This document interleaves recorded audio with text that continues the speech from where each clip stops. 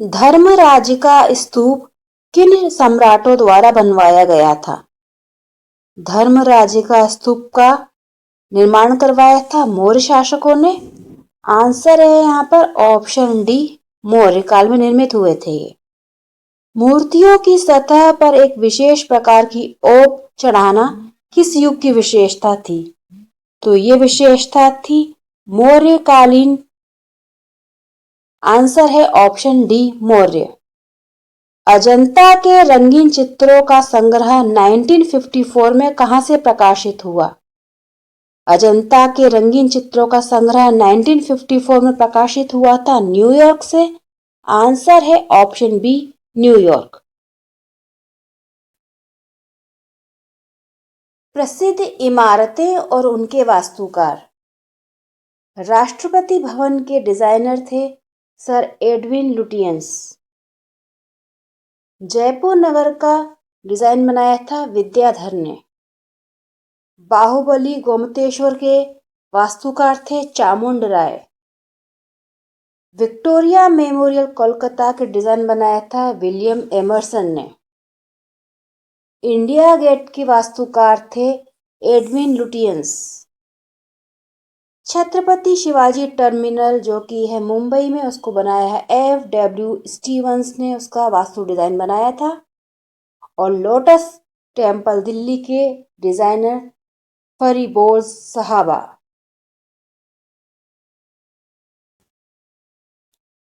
कौशाम्बी में स्थित अशोक के प्रयाग स्तंभ लेख को किस मुगल शासक ने इलाहाबाद के किले में स्थापित किया?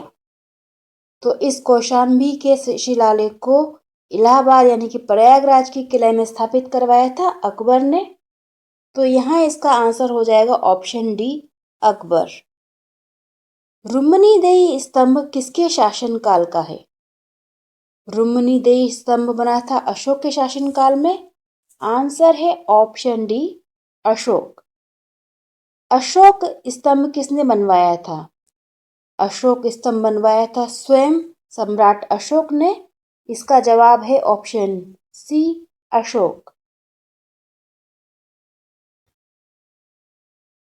अशोक के स्तंभ किस देश के स्तंभों के समान हैं? तो अशोक के काल में जो निर्मित हुए थे स्तंभ, उनका मेल होता है पर्शिया के स्तंभों से। आंसर है यहाँ पर ऑप्शन ए, पर्शिया। अशोक के पुत्र का नाम क्या था? अशोक के पुत्र का नाम था महेंद्र। आंसर है ऑप्शन सी, महेंद्र।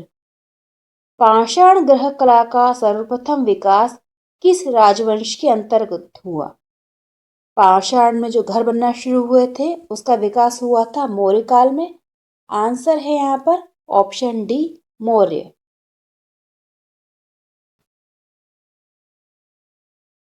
अशोककालीन स्तंभ किससे निर्मित हुए हैं? अशोककालीन स्तंभ बने हैं चुनार बलुआ पत्थर से। आंसर है इसका ऑप्शन ए, चुनार बलुआ पत्थर। अशोक स्तंभ की चौकी पर कितने पशु हैं? अशोक स्तंभ की चौकी पर बने हैं 4 पशु। आंसर है यहाँ पर ऑप्शन ए, 4। परिभंजिका क्या है? परिभंजिका का अर्थ होता है स्तंभ। आंसर है ऑप्शन ए, स्तंभ। सारनाथ स्तंभ के 4 शेरों की अभिव्यक्ति को किसकी संज्ञा दी जाती है? सारनाथ स्तंभ के 4 शेरों को संज्ञा दी जाती है नेशनल एम्बलम की। आंसर है यहाँ पर option B, national emblem. Sarnath की सिंह मुखाकृति निर्माण का समय क्या है? सारनाथ की सिंह मुखाकृति बनी थी 3री शताब्दी ईसा पूर्व।